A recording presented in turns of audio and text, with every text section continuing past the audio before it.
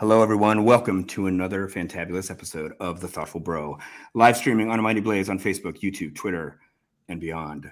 Thoughtful Bro is here every Tuesday at 2, as you know, to talk about what makes great books tick, what makes great authors tick, and today, what makes Melissa Lozada-Oliva tick. That is going to be a fascinating discussion, I promise you. A Mighty Blaze, in case you did not know, is an all-volunteer initiative to help writers reach readers virtually. We started right at the beginning of the pandemic, and we're going strong 3.5 years later. We are never asking for money at a Mighty Blaze, except during our fundraiser, which was only one time. But normally, we're never asking for money. If you want to show the love, just like us, follow, subscribe, all the things. Tell your friends about us. But if you are in the mood to spend money, you know I have a fabulous idea for you. Open up a fresh browser tab and invest in a book that describes in thrilling detail how an 82-year-old Guatemalan grandmother might just indeed survive the zombie apocalypse. Books like Candelaria by Melissa Lozada-Oliva. We'll put a link to bookshop.org to buy that in the chat. Again, please buy it. Buy it for your friends for Christmas. It is an amazing work. It is a work, and I say this genuinely, and you will find out I'm speaking the truth. It is a work unlike any other book that you will read this year or maybe ever in your life. Let me tell you a little bit more about Melissa. She is the child of Guatemalan and Colombian immigrants and the author of Dreaming of You and Peluda. Her work has been featured in NPR, Vogue, Harper's Bazaar, Paper, Armani Beauty, and more. She is a National Poetry Slam champion. More about that in a moment. She holds an MFA in poetry from NYU, and she lives in the Big Apple. Her debut novel, she actually wrote another novel that was in verse, but her debut prose novel, Candelaria, is set in Boston, New York, and Guatemala, and follows 3 generations of strong women, and is by turns hilarious, macabre, unsettling, raucous, sweeping, and mystical. USA Today wrote, Lozada-Oliva's apocalyptic debut novel is an ode to complicated family dynamics, the overwhelming ways love can consume and eat us alive. Sarah Cannon, and this took the cake for me, of Third Place Books said, I never thought I would describe something as 100 Years of Solitude meets the Royal Tenenbaums. If, it goes on, both of those creators watched Suspiria, and I hope I'm pronouncing that correctly, and Night of the Living Dead back to back at a slumber party. That is quite a mashup. And the great and kind and benevolent and generous Pulitzer Finalist Xochitl Gonzalez said, quote, with tongue-in-cheek humor and sharp cultural criticism, this novel is an unforgettable exploration of the diasporic identity politics and the dangers of wanting to belong at any cost. Melissa, thank you for coming on the show. Thank you so much for that really lovely introduction and for having me on the show. 100%. And it gets even more lovely because listeners of this show will know that I'm friends with Xochitl. We went to college together and we've kept in touch ever since. And I have been rooting for her amazing stratospheric rise in the literary world. And I was emailing with Xochitl just a few hours ago about this interview. And I want to read aloud, and Melissa hasn't heard this, what she wrote to me. So she said, Mark, please say hello to Melissa. And then she went on in all caps. I love that fucking crazy book.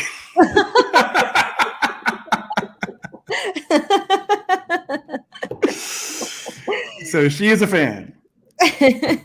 That is so sweet. yeah, she is the best, and she's such an all caps email person. I love that. I am too. Totally. All right, so let's talk about this book. I think I didn't quote this in the intro, but Publishers Weekly called it bonkers. Like that was the blurb. Bonkers. Yeah.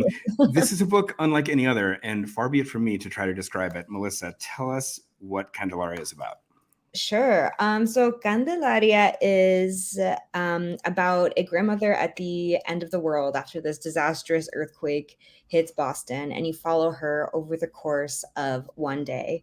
And at the same time, you're going back a year later to follow her 3 troubled American loser granddaughters. And they're all they're all a little lost and trying their best. But you kind of follow the way that they started this catastrophic otherworldly earthquake. And it's about sisterhood and complicated family dynamics and guilt and I kind of explore all those things with the undead and body snatchers and cosmic horror and a little bit of cannibalism. As one does. Yeah. Just add a little cannibalism in there. All right. So let's I want to play the comp game for a second here because I'm curious like what resonates with you. So, I mean, we just heard about Royal Tenenbaums and 100 Years of Solitude. I mean, I saw Tarantino in there.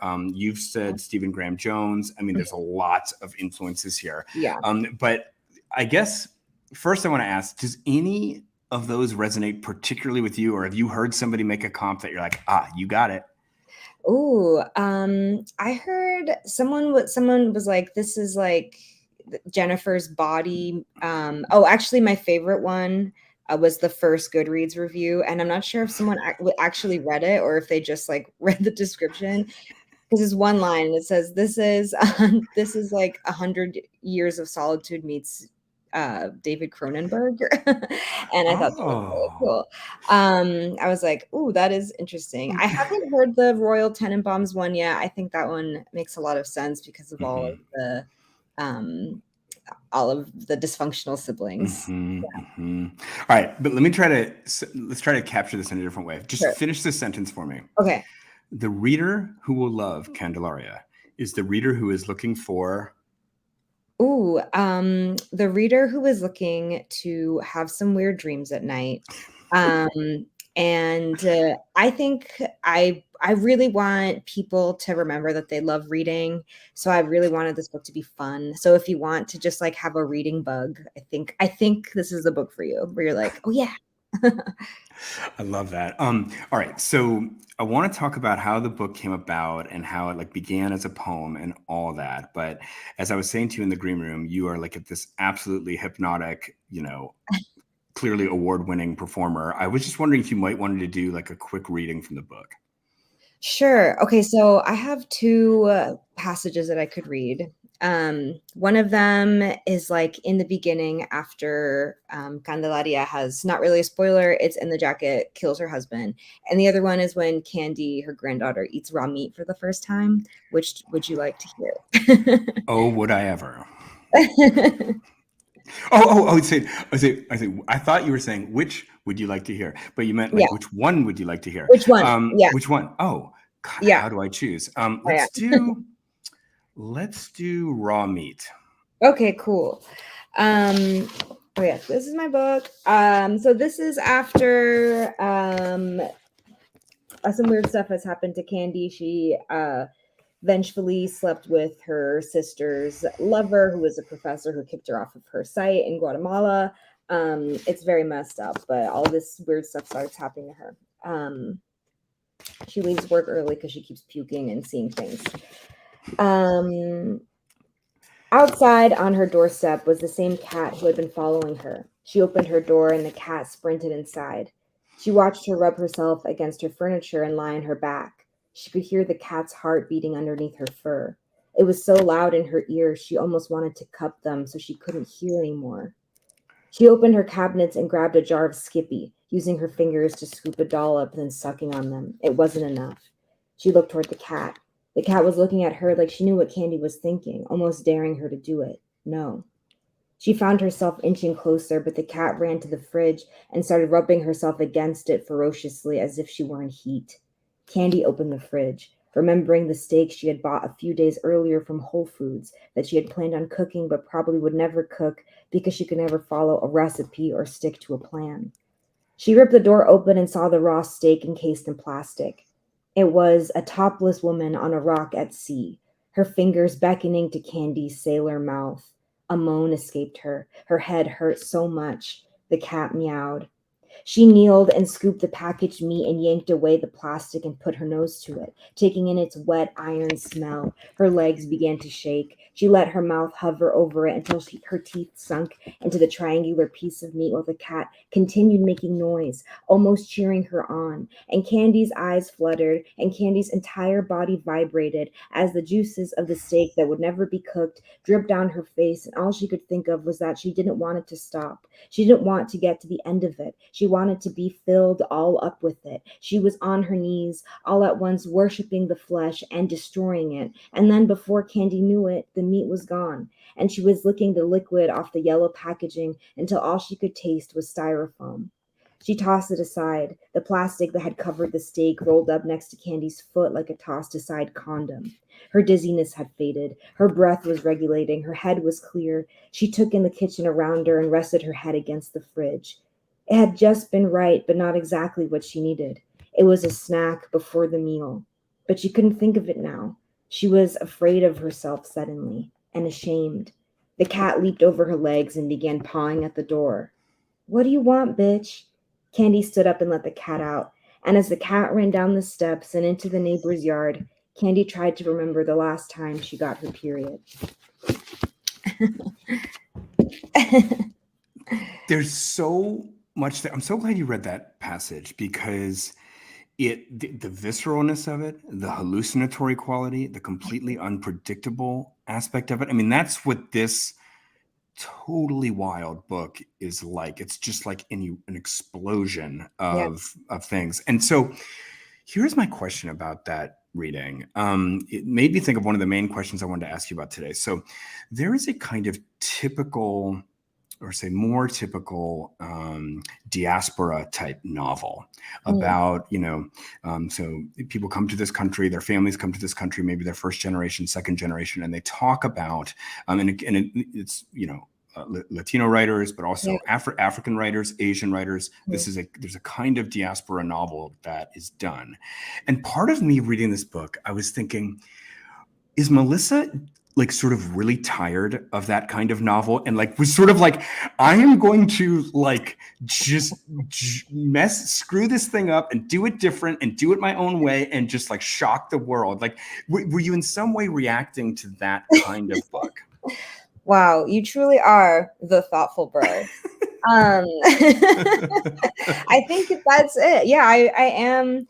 Well, I'm not tired of the novel. I think I've been really inspired by those types of novels. I think like one of the novels that does it the best is The Namesake by Jhumpa Lahiri. And you, just like the way she shows the tragedy of assimilation and how disconnected you start becoming from your children and your parents. And like, I think if you read that book now, I've read that book in high school, and when I read it now, I feel more, I relate to the parents more than the kid.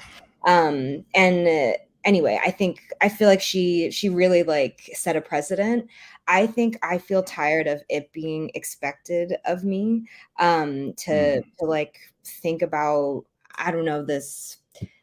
I'm not really sure what people are always trying to get at with like the diaspora novel. And at the same time, like I love family dynamics, and I love talking about like how things change throughout generations and the things that are miscommunicated and all of the secrets that we can't tell each other because of like cultural rules and disappointments and that kind of thing. I think what I really wanted to challenge while writing this was specifically like the Latinx diaspora relationship to food and how much it's tied to our identities. And as someone with a slam poetry background, I am maybe, I don't know if guilty is the right word, but I have definitely like used food as a metaphor for my identity. And I have found that I don't know, it's like you come against a wall when you make it about like these cultural, about food.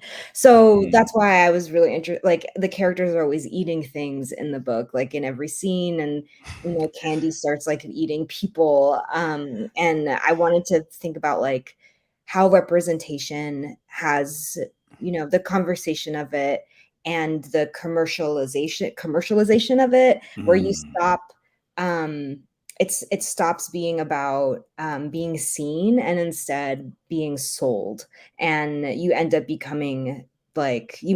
making yourself available to be consumed instead of just like known. Yeah, long answer. I love that answer. Yeah, I mean, it's interesting with family and food and things like that. I thought it contained all the elements of the more typical diaspora novel, but I just felt you as an artist sort of like chafing against it a little bit. It's like almost like, so, you know, you're going to talk about this family dynamic, you're going to talk about food a little while, and it's like, I am already tired of this. I'm going to Yeah. twist it, you know? Yeah. And so I just felt you there. Thank you. Yeah. So you, as you said, are a National Poetry Slam champion. Congratulations. Thank you. We are going to link to some of your fabulous poems and performances of those poems in the chat. I recommend anybody to take a look at them. They're like some of the most electric 3 minutes you can find on the internet. This book, famously, began as a poem called How to Survive the Zombie Apocalypse as an 82-year-old Guatemalan Grandmother. Perfect. And in your acknowledgments, you thank your agent, Rachel Kim. And I think the impression I got from reading that was that Rachel seemed to be, and you're going to have a minute to correct me if I'm wrong, but seemed to be the person maybe whose even idea it was to take that poem and make it into a novel. And certainly it seems like she was a presence along the way. I'm just sort of curious what that relationship was like and sort of what was she doing and where was she most helpful to you? Yeah, my time, Rachel has like left publishing and she's like doing amazing other stuff, but I'm so grateful for my time with her because she really was just like, you have all these ideas, like let's set them into motion. And then for Dreaming of You, for example, there's a Greek chorus that kind of like tells the story, and they're like this guiding compass, but initially it was like in first person, and it was like Melissa talking in the past, and she was like, I think this is a Greek chorus, and I think like that's what you're trying to do. And I was like, that is what I'm trying to do, but I didn't know it. Yeah, like 3 years ago now, she was like, do you have an idea for a novel? And I was like, maybe something to do with a grandmother at the end of the world. And she just kept asking me about it and was like, I really think you should do it, and I really think you could do it well. And then I gave in. She just really, I'm so thankful. And then kind of as you wrote the novel, was she a presence kind of along the way, or? Oh yeah, totally. Yeah, she was there was this time like I don't know, whenever I was like in the middle of writing it, I like biked over to her, and she had like a big stack of notes and like of like pink pen like edits, just being like, what, this doesn't make sense, la, la, la. And like she sat with me and she like helped me plan it out. She was really determined in like the success of this book and Just like, I don't know if non-writers might understand like how invaluable it is to have somebody who is like willing to just sit with you and has the faith, because it is one of the easiest things in the world is like, I mean, like among the easy things, like eat a donut, you know, like wake up in the morning, give up on your novel, you know. It's like, it's just so easy to stop, and to have somebody there waiting for you, it's just incredible. I know. It is literally, you're so right. It's so easy to just not do it, and kind of like probably would feel better, but you'd also regret it forever if you don't do it. And you have to find people who push you and make you be brave. Yeah. Okay. So speaking about bravery, in the green room, we were talking about your glorious Poetry Slam days. And I will say that like these videos are just absolutely electrifying. And I'm just sort of curious about a couple things about that. So like first about like the Poetry Slam world, like, did you kind of like stop doing that, and have you moved on from slam stuff and you're doing other stuff now? Yeah, I think I do occasional like features. I don't compete in a poetry slam anymore.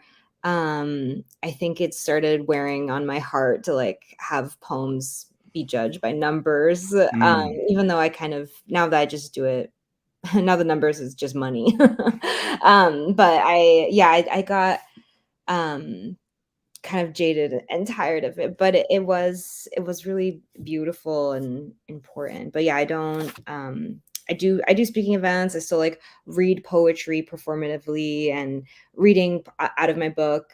is still like a big part of what I do. I just did my audiobook, and I feel like I couldn't have done that without like having experience in this kind of performance. So I've actually never been to a poetry slam event. Like, did they like you like recite your poem and then they're like you get a 10 or a 5 or what? They actually Yeah, like they it's yeah, you like you're like on a team and you go up, you have 3 minutes, and if you go after 3 minutes, points are deducted. But there's like an MC and they get 3 to 5. Sometimes it's more depending on how many people there are, members of the audience to judge your poem on a scale of 0 to 10. And they can use decimals and are encouraged to use decimals because often there's like ties. Yeah. And it's like poetry sport. So I'm like a big sport ball dude, and like Yeah. I would just say like probably my favorite aspect, other than your performance of those videos, was the raucous crowd. I mean, just like people shouting and laughing and clapping, and it truly seemed like competitive literature. And like Yeah. all of a sudden, I was like, "Ooh, this is like I wish I had been there. I would have like painted my chest and then like go." Yeah, that's literally it. It's competitive literature. And then you get really into it as an audience member. You're like screaming, you're like, Yes. and if a score is something you don't agree with, you boo. It was very fun. Oh, Yeah. it seems fun. Okay. Yeah. So you wrote this poem, the poem became this novel, and I'm just wondering about like poems versus novels for you. And this is sort of a big question about like what you're working on next and everything, but just take this any direction you want. I'm just kind of curious, like, what do you like more? And is there like, when you sit there and get literary ideas, whatever artistic ideas are sort of flowing through the channel, are you like, that's a poem idea, that's a novel idea, that's a this idea, that's a that idea, whatever? I'm just wondering, like, are you doing novels only from now on, or like we're never going to see a novel from you again? Or just tell us about like what you like. What do you like doing? Yeah. I mean, I love writing. I think I still write I have another book. I have many books of poetry in me. And I feel like poetry is it's just such a useful tool for me. If I never publish a poem again, I think, I mean that would maybe be fucked up, but I think it's just so personal for me, and I just like need it to like live. And then writing stories is just like another beast. But it's a nice consistent beast that I can like I can just like give more like breath to my characters and that kind of thing. But I mean, I feel like the only things that make sense in this world are pranking my friends and writing. Yeah. Oh my God. Yeah. Those are like two of the greatest things. Right. And they both involve world building and creativity. So. I'm sorry, I don't mean to put you on the spot. Can you like explain a great prank you ever did on one of your friends? Like, just what's a good prank? Well, I don't want to. So last year, my good friend Arti Galapudi, she's like a comedian and a writer. She actually, both of these pranks have to do with dealing with grief, but it was like an anniversary of her friend passing away, and for everyone's 30th birthday, she planned like this elaborate prank on people. And one of them was like, involved like telling our friend that his house was on fire, but really we just like hired a stripper and we were like, we got it. We came in, blah, blah, blah. But I think the best one, because she was like, no one can out prank me. We did. And hers were all like, everyone felt all the pranks were just like, oh shit, I was got. But hers, we were like, we got you emotionally. And the emotion was we hired a mariachi band to surprise her during her 30th birthday to do a cover of Creep by Radiohead. Yes. And it was an emotional prank that was great. And the other prank that I have been witness to and have now started to be a part of is my friend passed away really recently, and his girlfriend has been getting ruthlessly Smirnoff iced by people. What is that? Oh, it's when you see someone is like, hey, look in this bag, and it's a Smirnoff ice, and you have to get on one knee and chug it. Really? Really? Like how big is this Smirnoff They're like Ice? this big Okay, and they're okay. really sweet and disgusting. But people, I've like the whole friend group has just been like doing that with each other, like relentlessly as a way of like processing grief. And I just, we got this, I'm talking too much about this, but we got this guy, this like meme guy on the internet to ice her, and she thought it was like a nice message, but really he like pulls up a Smirnoff Ice and she had to chug it. Anyway. Okay, couple thoughts. Number one, I want to be part of your friend group. Number Yeah. two, I think if not that, then I want to like make a documentary about your friend group. I mean, this is like, Right?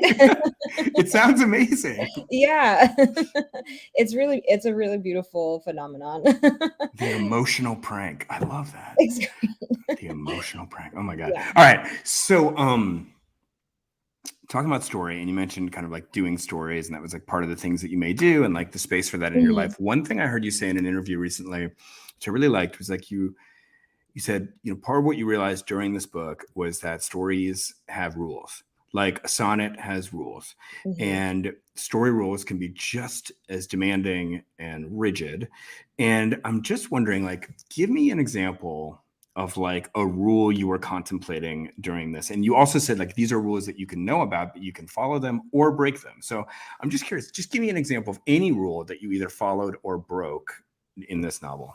Yeah. I think, okay, so the rule basically for this book was I was like following the storyline of a hero's journey, and like the 11 or 10 steps that you need in a hero's journey. And so that was really useful for writing Candelaria's arc, but also all of the girls' arcs. I think something that I messed with is time. And it was something that I felt really frustrated because there is like a ticking clock throughout the book. I needed the sisters to get to the moment of the earthquake that we experience in the beginning of the book, but I needed everything to line up. And there's also like this pregnancy, so that has a ticking clock too. And I was like, okay, like how long is blah blah blah? And I realized like because there were some things that I was like, how do I get from here to here? I think the hardest thing about writing a book is like making a character walk across the room or just like get to a place. And in a poem, you don't have to even think about like physical things. But for this, I was like, okay, if I'm writing a book that is like magical, maybe I can make time warp, and that can be my explanation for things. So that was a rule that I pushed against and broke.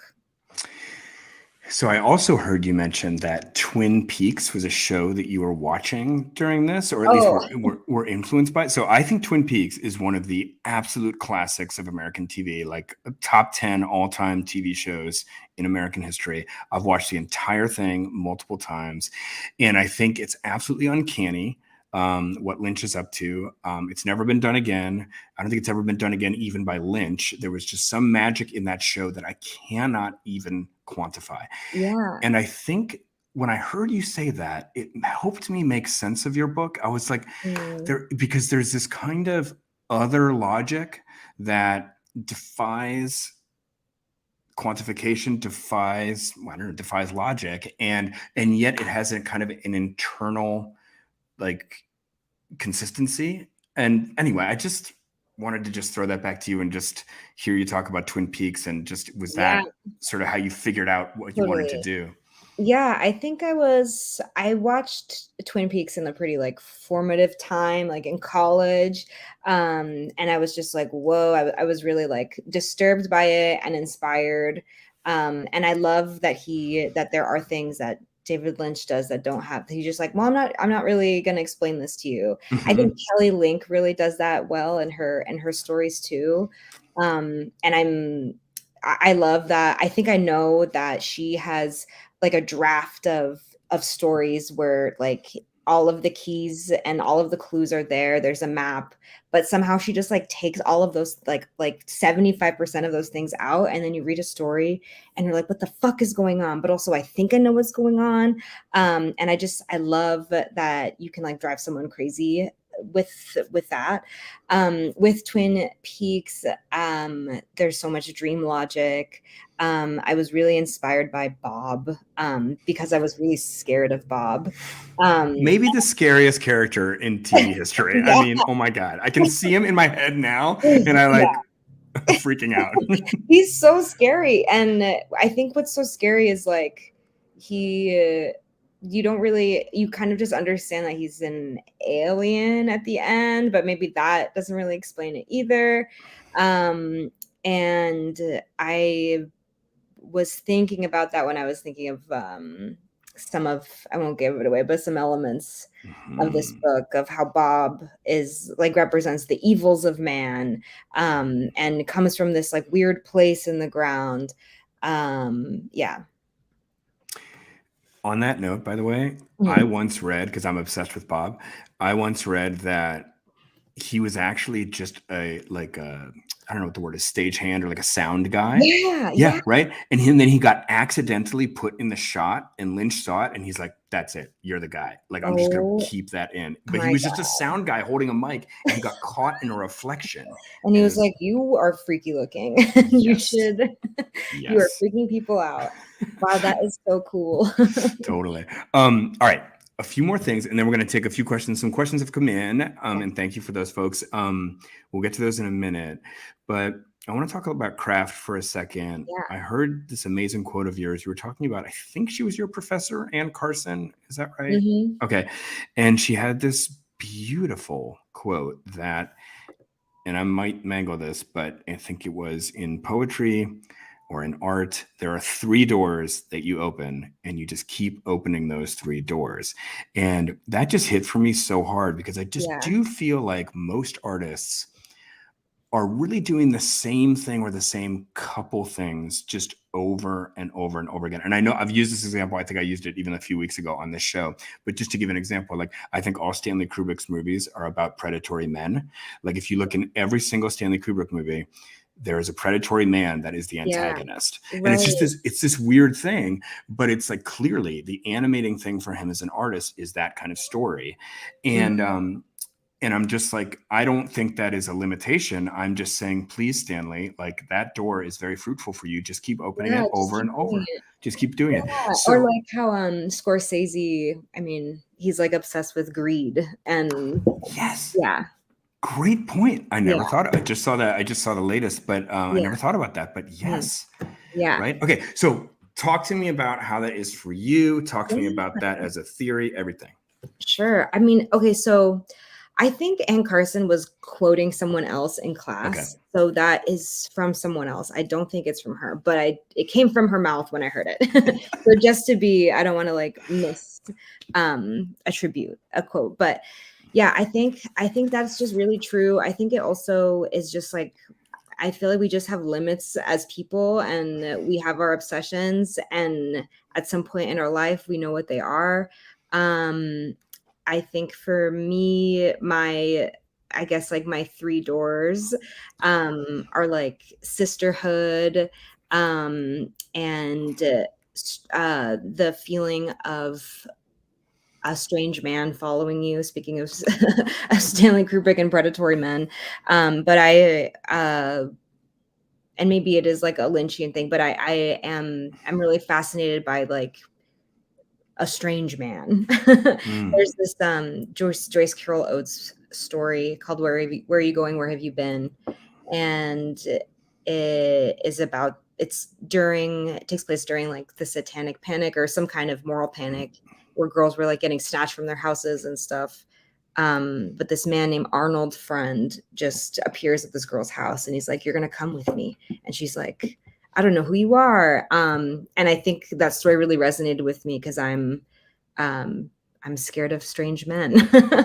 And then I think a lot of like my stuff with horror like delves from that, like comes out of that. Maybe I don't know what my 3rd door is, but I can't think of it right now.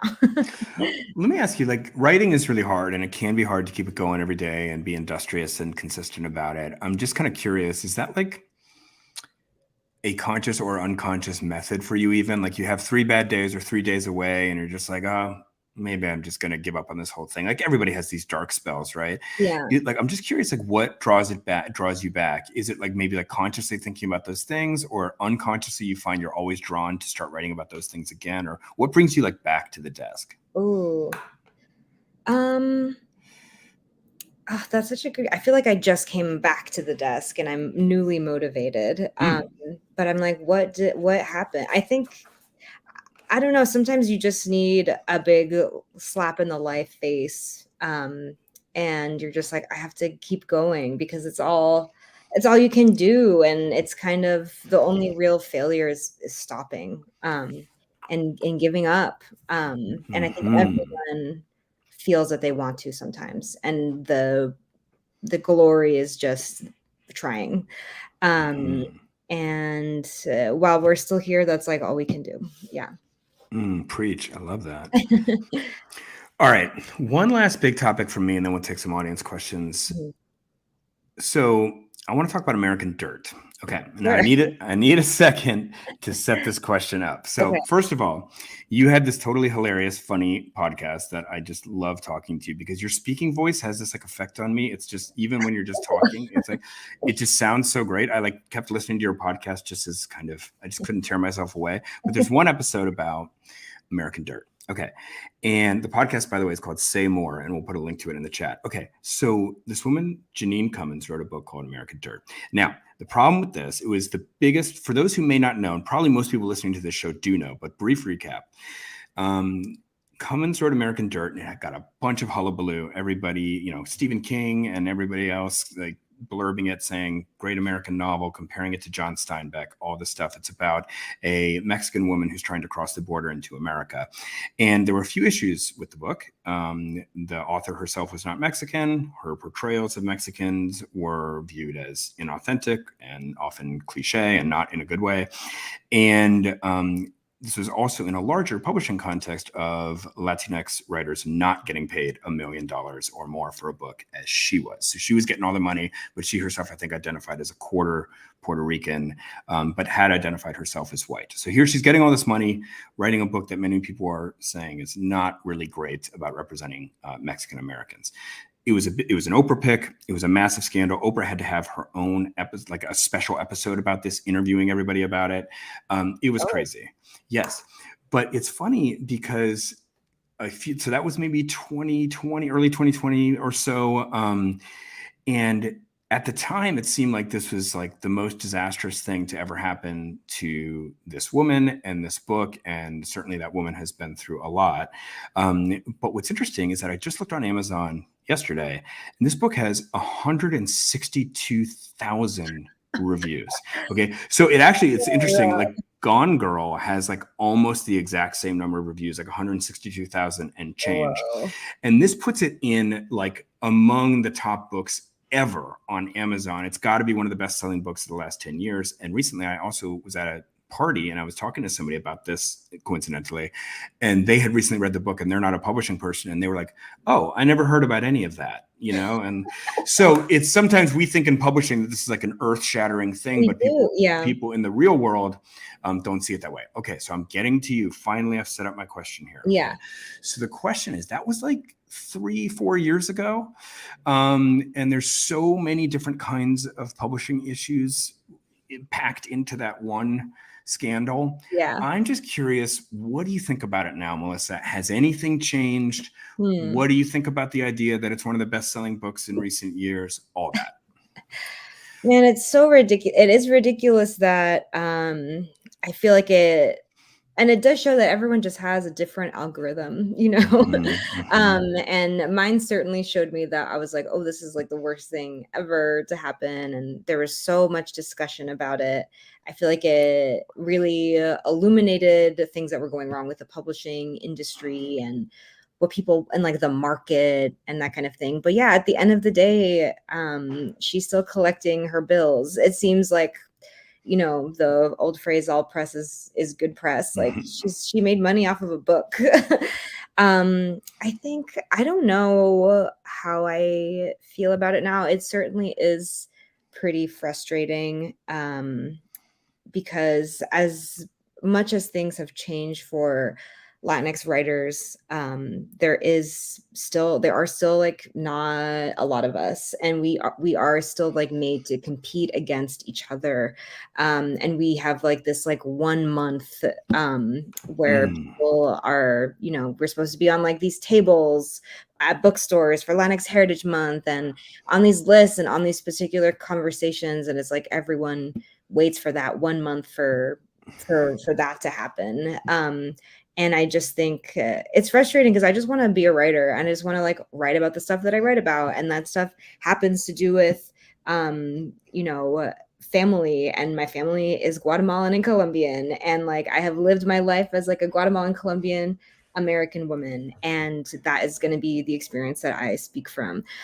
I don't know. I think 2020 and beyond, we've seen a change in how people respond to things, and we've seen the effects of having vitriol against one person.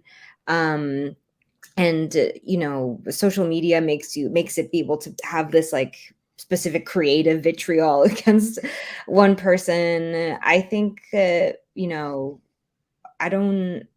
I don't wish any person like horrible things. I don't know what I said in my Say More podcast either. I don't remember. So maybe that person thinks something different than what I think now, but I think everyone is just trying to write. And I think in a similar way, with like the Hassan Minaj scandal, where people were like, there was that New Yorker article where a lot of the stuff that he came up with for his comedy stuff wasn't actually true. And then he later came out with this video and was like, this was written about me in bad faith, and here are the receipts. And then I was like, oh my God. And then anyway, this writer, Katie Ruth Ashcraft, was like, the market has kind of, and he's not like a writer of novels, he's a comedian, but like the industry has made it so that people of color are making up these stories so white audiences receive them and that they are paid. So it's not necessarily like one person's fault. It's like the audience, the people who are buying this stuff, they feel bamboozled, and anyway, so I think it's like it's like a structural issue as everything is. Yeah.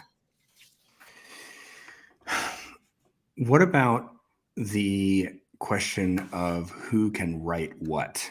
Yeah. That was a huge part of that story. The fact that she had previously identified as white, she was actually a quarter Puerto Rican, but still, did she have the right to write that story, and so on? These are huge questions that still are being talked about constantly. I know. It's a big topic, but what do you think? Is there a way to kind of... It's so hard to answer that. I feel like I'm leaning towards no. And maybe this is a lesson for her. Maybe like her next book is going to be about, a white family in Connecticut or something. But or maybe it's not, because the book did really well. I don't know. I think there's a writer, Alejandro Varela, and he wrote a book called Town of Babylon, and in it there's a person who has schizophrenia, and I was asking him if he ever like knew someone who had schizophrenia or experienced it himself, and he said no, but he is a public health worker, and so he was like, I can only write about this if I can like do a dissertation and TED talk about it, and then I have the right to write about it. Is that true about writing about a different culture? I'm not sure. But I think if it is in good faith, like maybe it's a different thing. There's a writer, Carolyn Forche, and she is a poet. She has a memoir where she is like documenting as a poet the war in El Salvador. She's a white woman. This is from the US, and like that had like nothing to do with her, but she was like a big part in reporting what was going on there. And it was not her story, but she ended up being like the messenger. I think there's like ways where we can write about different cultures in good faith, and I think it becomes really obvious when it isn't in good faith, when it is just about like turning a book into a movie. And yeah, I hope that answers the question. It totally does. Last Yeah. question for you, because I'm just so fascinated, but define, if you can, what is good faith? Ooh. I mean, I think it's, because I guess I said that a bunch in the last 2 minutes, but Writing and creating in good faith. Yeah. Yeah, it's like you're assuming you have good intentions. You're writing a profile of someone, like giving them the benefit of every doubt, going through every angle. You're writing a story about people. You're not making them into cartoons. You're not like taking stereotypical notions of a culture and then setting them to characters. You find humanity in people, and that means like they're three-dimensional. They make mistakes. They aren't like, ways of pushing a certain agenda because they're people. Yeah. That's it. I mean, that's the answer. I love that. I mean, I'm gonna fish that out and do like a little thing, and I'm gonna post it. That is so good. Okay, so we had a few questions come in. Let's like get to those. If we could just throw those up on screen. Okay. I grew up in Metro Boston too. How did you find Newton as a place to grow up as a person of color? Ooh, great question. I think also there's so many like I always say like outside of Boston, and people think I live like much further, but Newton is really 10 minutes away from Boston. It was interesting growing up there as a person of color. I was like one of two like Latino families who live there. All of the other like Latino kids, all the other Black kids, they were like bussed in from Boston proper. And I think that like dynamic really was weird. I mean, I think it was the early 2000s. So like Sarah Silverman humor was king. You were like really like vulgar and offensive on purpose. I think I found myself gravitating towards my friend group was like primarily like South Asian, and all of our like we lived in the more like middle class, working class district of Newton, and we were like, oh, and like now realizing we're all still friends, we're like, oh yeah, we drifted to each other for that reason, because like our parents were on the same page and our parents were immigrants. And it's cool how you find people in like these weird pockets. That's there's like definitely more to say about Newton. I tried to talk about it in this book a little bit. The characters never say Newton, but you can kind of tell that it messed them up a little bit. Yeah.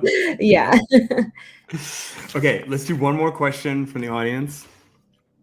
What is your stranded on an island book like? Probably this short story, or it's like one of those like classic, they're like Black books, and it's a Shirley Jackson short story / Oliver story collection. So it has Haunting of Hill House, and We Have Always Lived in the Castle, and then all of her short stories. And I would probably bring that to a deserted island, because she's like the only author that I like reread, and I would find a lot of comfort in her. Like a horror, that's like horror royalty. Yeah. So it's like perfect for this book too. Yeah. All right. This has been amazing. We're going to wrap in a moment. It's so good. Folks, the book is called Candelaria by Melissa Lozada-Oliva. Unlike anything you're ever going to read. And I always finish my interviews with the same question, Melissa, which is, imagine that you have the ideal reader for this book that's just picking up everything you're putting down, all that. And they finish Candelaria, they put it in their lap, they look out the window. Tell us in a phrase or even just one word, what is the feeling that this reader has? Ooh. I'm thinking of it. It's coming. I think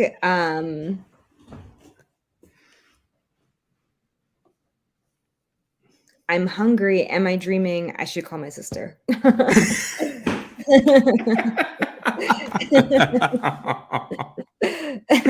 Oh, it's so good. It's so good. I wish I had a sister because I would have called her. But that is beautiful and so unexpected and so right on. Melissa, this has been so great. I feel actually like it was so fun. I feel really honored. So much respect for you and just watching your career and all the different kinds of work you're doing and how envelope pushing you are. Just all the props. Thank you so much. This was really fun, really lovely questions. I feel, I love talking to you. This was really nice. Totally.